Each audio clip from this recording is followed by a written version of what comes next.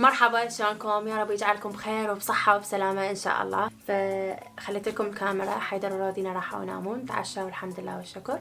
فرودينا شفتها شنو مخلصة واجبات وما أدري شنو خلصت، ما عندها شي. فهسه راح نفتح الكراتين مع بعض. بس قبل ما أفتح الكراتين طبعا حابة أحكي شغلة، وأتمنى من عندكم إنه تتقبلوها من عندي وتفهمون شنو كنت أريد أقصده. أنا لما أشوفكم شغلة مثلا مشتريتها أو فد ديكور مغيرته، أو مثلا أبسط شيء الفيديو اللي قبل هذا نزلت لكم إياه تغييرات بسيطة مفاجأة لرودينا، صدقوني غايتي تكون غير شيء عما أنتم تفهموا. مو مجرد إنه أكو بعض بنات يعني للأسف إنه افتهموا الموضوع بالغلط، كتبوا لي شنو ليش حابة تستعرضين، أكو ناس ما عندها أنتي يعني فد كلام. فأتمنى من عندكم إنه ما تاخذون الفيديوهات بهذه الطريقة، صدقوني وهذه أمانة لله نحكي لكم إياها من خلال الفيديو اللي انزله ما اقصد بيه اي شيء استعراض او انه شوفه او ما اعرف ايش، هذه اصلا مو بطبيعتي. بس كل ما هنالك انه انا انزل مقطع مثلا مغيره بيه ديكور صاله او غرفه او الغايه من عنده انه مجرد حابه انه تستفادون، وبنفس الوقت اشارككم يعني الاشياء البسيطه اللي بحياتي. هذه مو فد معضله، يعني كل سيدة تشوف مثلا القناة هي عندها أفكار أحلى من الأفكار اللي يمكن تشوفها، عندها مثلا ديكورات معينة تقدر تسويها هي يكون أفضل من اللي تشوفها. فمو معنى أنه أنا من أشوفكم شغلة أنه أنا أفضل من عندكم، بالعكس. يعني لو تشوفوني بالحقيقة أبسط من عندي ماكو، بس ما أعرف ليش بالفيديو نبات شوية أخجل حاعترف لكم بهاي النقطة فتشوفوا من باب أنه ما أريد أحكي أو ما أعرف شنو، بس أنا أحيانا أخجل إنه ما أقدر أوصل لكم الفكرة. بس صدقوني وهذه أمانة لله، يعني أنقل لكم إياها اليوم وبمصداقية إنه الشيء اللي أشوف لكم إياه مو مجرد إنه تعالوا شوفوا أو تفرجوا، هذه غاية أمانة لله، مو هذه غايتي أبدا. مجرد حابة البعض يستفاد، أو مثلا أبسط شيء أكو بنات هواي كتبوا لي بالإنستغرام، كتبوا لي إحنا دا نستفاد مثلا من أشياء بسيطة دا نسويها وغيرت من حياتنا. هذا شيء كلش يسعدني وكلش أكون فخورة بيه، إنه أكو بعض البنات قاعدين يتغيرون للأفضل. هذا مو معناه إنه أنا أحسن منهم وصاروا مثلي، لا بالعكس. إنه أنا اليوم من أشوف بنية مثلا عندها فد خط معين بحياتها يعجبني أصير مثلها، أحسن من اللي عندي موجود. فهذا الشيء نفيد ونستفيد من بعض، فهذا الشيء كلش حلو. وبالنسبة لي أعتبره شيء من بساطة الإنسان، إنه ياخذ وينطي مو بس إنه يفرض رأيه. فأنا بهذه القناة ما قاعدة أفرض رأيي عليكم ولا قاعدة أقول لكم تفرجوا، والله العظيم وصدقا إنه أنا حابة تستفادون فقط، لا أكثر ولا أقل. والشيء اللي أشتريه جديد حابة أشارك لكم إياه، هذه هي نيتي، الله شاهد. فأتمنى من عندكم تتقبلون من عندي كأخت صغيرة. خل أصغر نفسي بعد أصغر على فكرة هواي يسألوني عن مواليدي التسعينات، مواليدي 97 على 99 بس تصدقون لأنه بفيديو عيد ميلادي السنة اللي راحت قلت لكم عمري 16 صار، بس أنا كنت ماخذ الموضوع بضحك. هواي من عندكم صدقوا بنات مواليدي 91، أنا مواليدي 91، بعدني صغيرونة صرت 17 المهم هسه خلونا من هذا الكلام، راح افتح الكرتونة. ومثل ما قلت لكم اتمنى انه تتقبلون من عندي انه انا حابة اشوفكم ونشارك مع بعض.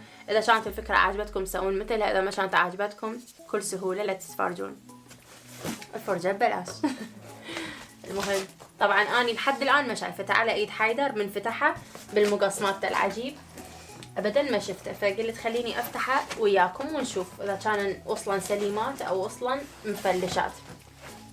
على فكرة هذولي اني مثل ما شفتوا قبل فترة رحت للإكسلوتس، ردت اشتري من عندهم بس غاليات، يعني الميز واحدة يبيعوه ب160 تقريبا كان. فشفت بالانترنت من موقع نفسه مالتهم مال كسورة، بس مو اللي باكسلوتس 9، هذا هو موقع يعني يبيع الاشياء الموبل اللي تكون من زجاج، وعندهم موبل عادي من خشب ومن شطوف، اكو عندهم اشياء مختلفة. فاللي حاب هاي الموديلات يعني يسوي بالغرفة. واو منها مبين. راح اخلي لكم اني رابط هذا الميز اللي من وين اشتريته، اللي حاب يشتريه من عنده. فراح اخلي لكم اني الرابط مالته.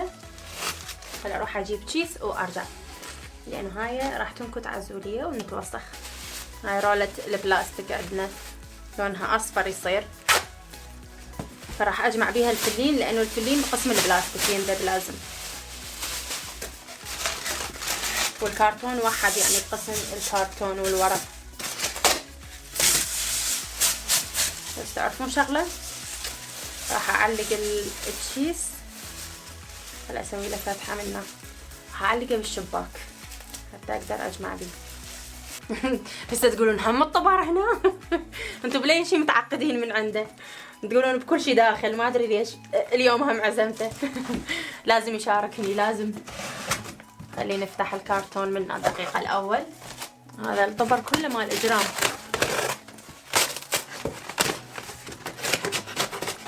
طبعا شوفوا شلون مسوي له حماية، كله حاطين بكرتونات 2 وحاطين فوق الكراتين يعني من جوا حماية للجلاس، حاطين هذا الفلين. بدنا نقص الكيك يوم العروس. ايش راح يفتح الكرتون يا يابا؟ كثر ما ادري بيه وين مهاجر. مهاجر من ورايا، مهاجر الكثر هج. لحظة نفتح ثاني.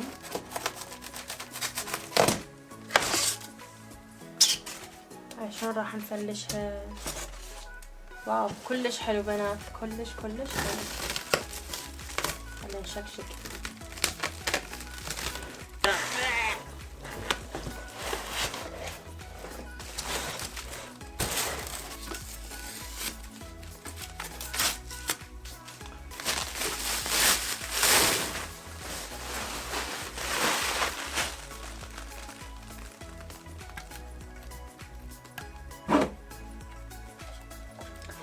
حاطيها بالمقلوب.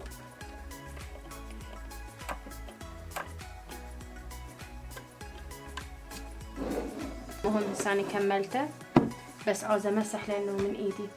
هذا الاول راح نخليه من هناك، راح نجيب الثاني هسه. وين كلين. طبعا الحلو بيهم ذولا كاتبين انه اذا وصل لكم الميز هذا الكوميدي، اذا وصل لكم متضرر او شيء تقدرون تراسلونه ندزلكم واحد جديد وبدون فلوس. كاتبين انه نرسلكم واحد جديد بس بلا فلوس، يوصل لكم للبيت متكسر ومتحطم، فعندهم ضمان انه الحاجه اذا توصل تقدرون انه تكتبوا لهم، وهم ما يريدون على نفس الموقع، يدزوا لكم ايميل خاص. لانه انا وصلني ايميل خاص منهم اكسترا ثاني كاتبين بيه احنا اللي اشتريتيه من عندنا الكوميدي، هذا هو الايميل اللي تقدرين تراسلينا بيه عليه اذا كانت القطعه مالتك متكسره او بيها ضرر، فاللي تريديه تقدرين تكتبينه على هذا الايميل. حلو هيك يصير.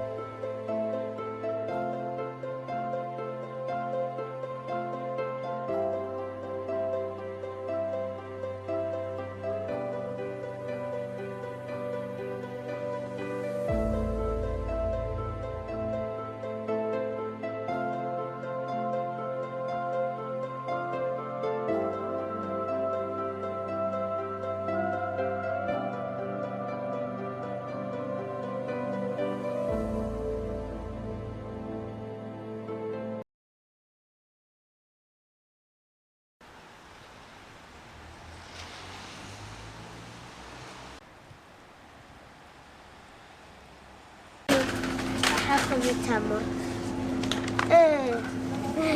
انت عندك هاي انت حطها ثاني. هاي خذها يا زينة. عاد ما في لاي. اوبس. ما فيها ملاي. يلا لازم توزنها. اخذ اريد كبار، حيدر كبار اريد ما اريد ناعمات. اوكي.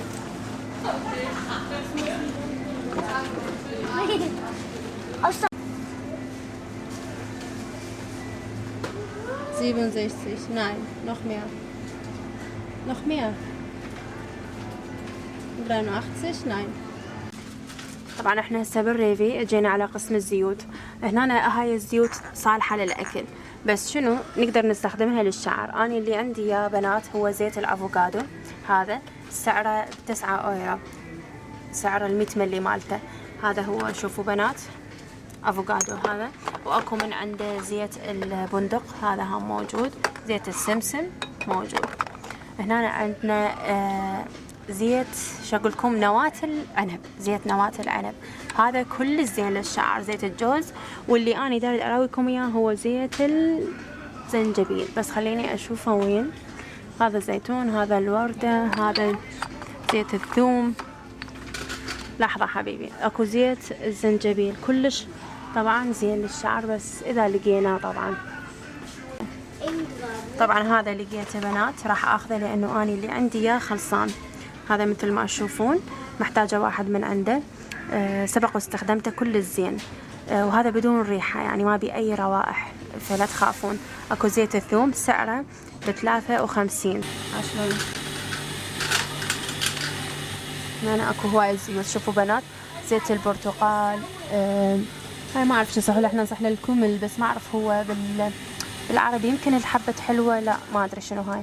زيت السنفل، هذا عندي موجود مال القرع. زيت جوز الهند مثل ما تعرفون كل الزين. هم تقدرون تشترون هنا اي نوع من انواع الزيوت. هذا زيت الارغان يعني الاصلي، سعره 13 اورو، معصور هذا على البارد. هذا مال القهوة، بس هاي نوع من انواع القهوة اللي هي الاسبريسو، هاي هم زيت بس انا بصراحة ما اشتري هذا. ليش اقول لكم هذا النوع من الزيت ما اشتري، اسويه بالبيت، وراح اشوف لكم هسه الطريقة مالته من ارجع للبيت.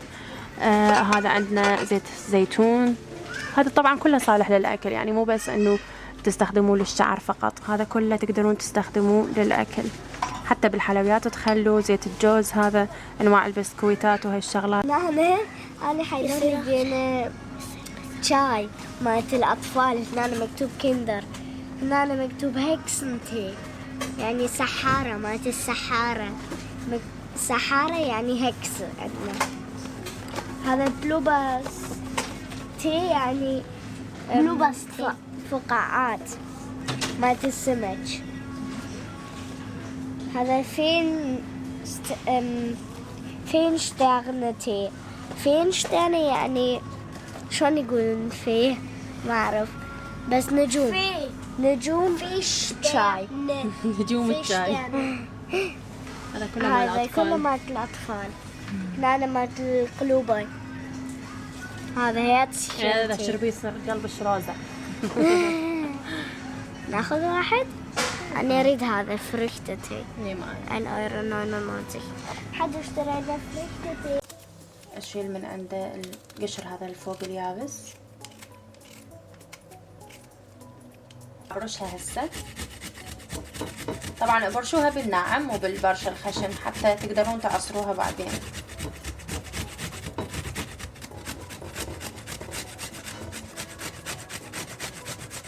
طبعا عندي هذه قطعة قماش مثل ما تشوفون هي مثقوبة كلش ناعم، راح اخلي بيها هذا البرش اللي شفتوه.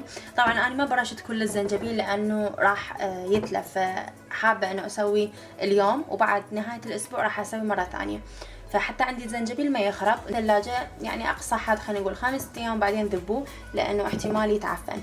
فاني مرة من المرات جربت خلطته ويا الزيوت ما عليه اي شيء بهذا الشكل. راح احتاج المي مالتها، شوفوا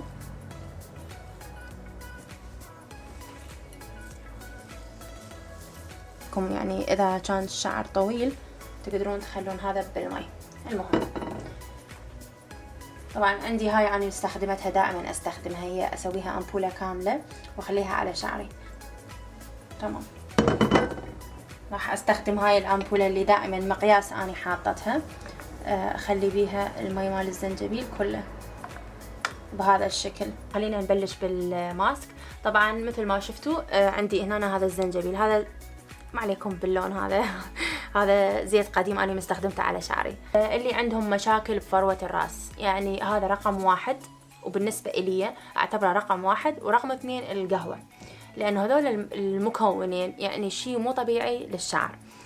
اللي عنده تساقط كبير يعني بشعره، الفراغات، اللي عندكم حساسية بفروة الرأس، تقدرون تستخدموه، ينطيكم كثافة كلش هواية. طبعا أنا سديته، المفروض ما أسده. راح أحتاج أخلي عليه كم قطرة، يعني مو كم قطرة، وإنما خلينا نقول ربع اللي هنا، يعني ربع الكمية مال هذا. أخلي من عنده شوية من زيت الأفوكادو. هذا الزيت بنات كلش زين، ولا هو لونه شوية غامق بس. أوكي، راح أشوف لكم. شوفوا بنات يا لونه شوية دونكل صاير يعني على هذا. وراح أخلي عليه، أضيف عليه عندي هذا بنات، شوفت لكم يا أنا أخذته من الأسواق، هم هذا زيت الزنجبيل يعني نفسه. فأنا شنو أسوي؟ أجيب الزنجبيل الفريش وأجيب الزيت مالته وبعدين أستخدمهم سويا. طبعا هذا جديد مثل ما شفتوا، اشتريناه سويا من الأسواق. شوفوا راح أخلي من عنده كمية زينة. تقدرون تخلطون زيت السمسم وياه هم كل الزين، او اذا ما عندكم زيت السمسم تقدرون تخلطون زيت جوز الهند، او عندكم الكريمه مال جوز الهند اللي صالحه للاكل. طبعا انا عندي هذا زيت جوز الهند، بس اليوم ما راح اخلي جوز الهند وياه، راح اخلي فقط زيتين اللي هو زيت الزنجبيل وزيت الافوكادو. هذين الاثنين اعتقد كلش كافيات بالنسبه لهذا الماسك اليوم.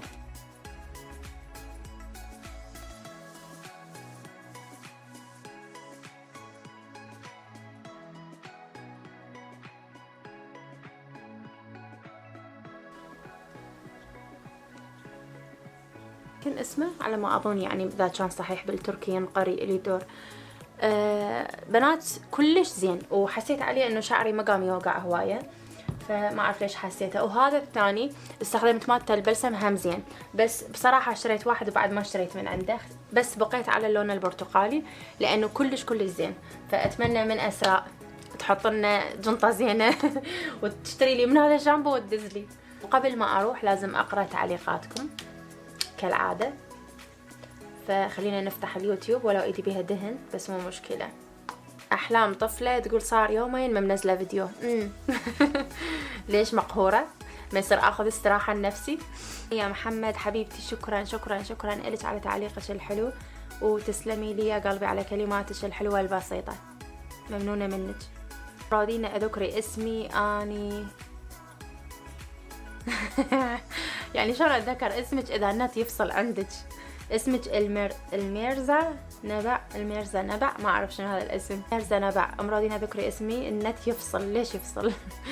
حبيبتي أهلا وسهلا بيك. شكرا إلك صاحبة التعليق زهراء كوين، يوم قلبي ناشرة وما أدري أحبك. شكرا حبيبتي تسلمين.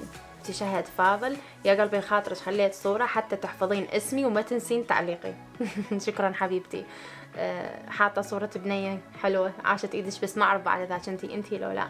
حبيبتي طبعا هواية اسئلة تسألوني من خلال قريت التعليقات، اغلبيتها اكو اسئلة تقولون بتقول انتي شنو مكملة دراسة وتشتغلين او لا. حاليا اني ما اشتغل، يعني بالوقت الحالي اني ما اشتغل، بس من بعد ما كملت الدراسة مالتي واخذت الدبلوم، ومن بعدها أخذت شهادة ثانية من يعني مدرسة ثانية، قدمت على شغل بأماكن مختلفة. وصراحة بعدين حسبت حساب إنه الوقت هو اللي يخليني ما أقدر أشتغل، لأنه عندي أطفال 2، وذول الأطفال لازم الصبح واحد يوديهم المدارسهم والظهر لازم واحد يرجعهم، فأني بهذا الوقت راح أكون بالعيادة دا أشتغل، فصعبة إنه أشتغل حاليا. زيدي هواية شفت.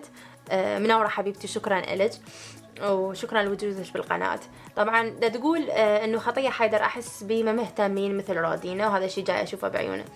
طبعا صدقوني بنات حابة اوضح لكم هذا الامر، دائما تكتبون انه ليش مهتمة برودينا اكثر، احس تحبين رودينا اكثر من حيدر. هذا الشيء صدقوني مو صحيح، اثنيناتهم يعني مو منطية اهتمام كبير لرودينا وحيدر لا. ومرة من المرات شفت تعليق هم ضحكت، وحدة كاتبت لي احس حيدر مو ابنك. يعني شنو مثلا متبنيته؟ حيدر ابني ورودينا بنتي، وصدقوني الحب نفسه مقاسمته بين رودينا وبين حيدر، ما عندي واحد مفضلة على ثاني ابدا. اختي عاشقة الزهراء شكرا لك والمحبتك يا قلبي تسلمين. ام احمد امولي حبيبي اسمها، حبيبتي اهلا وسهلا بيك نورتي. شكرا لك مريومة، طبعا مريومة هواية طلبت من عندي اذكرها بالفيديو هذا. نورتي حبيبتي وشكرا لك والمحبتك يا قلبي تسلمي لي. شهد منورة حبيبتي بتول، شو كنت تنزلين فيديو للشعر خلطة الزنجبيل، حتى حطيت صورة واسم حتى تعرفيني. يلا نزلت الوصفة وارتاحي. وبالاخير اقول لكم اني احبكم كلش هوايه بقد هذا المطر ده ينزل قدامي كل شويه. طبعا انا باع المطر ودا اشتهي لبلبي، اكو اسوي لبلبي. المهم طبعا عندي الصور لازم اروح اطبعهم. رودينا من كانت صغيره، لانه لازم احطهم، اشتريت اطارات صغيره لازم اخليهم بالاطارات، فاعتقد راح اقوم اسوي لها اكل. وبالاخير اقول لكم اني احبكم كلش هوايه، ومع الف سلامه.